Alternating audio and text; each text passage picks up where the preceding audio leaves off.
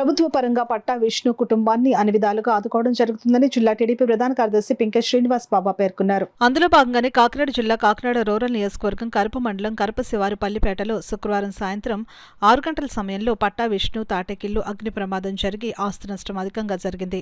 ఈ విషయం తెలుసుకున్న జిల్లా టీడీపీ ప్రధాన కార్యదర్శి పింకె శ్రీనివాస్ బాబా, తెలుగుదేశం పార్టీ నాయకులు దేవి వెంకన్న, వెంకటలక్ష్మి, బెంజమిన్ రాజ్, మాజీ సర్పంచ్ పోలిశెట్టి తాతీరుతో కలిసి అగ్ని బాధిత కుటుంబాన్ని పరామర్శించి వారికి తనవంతు సాయంగా వంట సామాగ్రితో పాటు దుప్పట్లు, బట్టలు 5,000 రూపాయలు అందించారు. రోజు పనికెళ్ళి అక్కడ మన రెయిల్ చెరువుల దగ్గర రెయిలు పట్టుకోవడానికి ఒక జట్టు మేస్త్రిగా పనిచేసే ఇతను, ఆ జట్టు మేస్త్రికి వచ్చిన కూలి అందరికీ పంచి కూలి కూడా 2.5 లక్షలు ఇంట్లో పెడతాం వల్ల అది కూడా కాలిపోతుంది. చాలా నిరాశతో ఉన్నారు. ఇలాంటిది ఎవరికీ రాకూడదు. ఖచ్చితంగా మా రూరల్ నియోజకవర్గం ఎమ్మెల్యే అయిన నానాజీ గారికి తెలియజేస్తాం.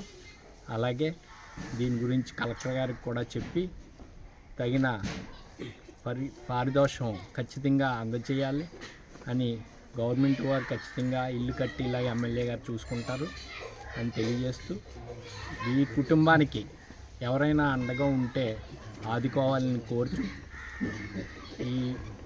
ఈరోజు ఈ కాలనీలో ఉన్న అందరూ కూడా ఒక ఉమ్మడిగా ఫైర్ ఇంజిన్ రాకముందే ఈ మంటల్ని ఆపు చేస్తాం.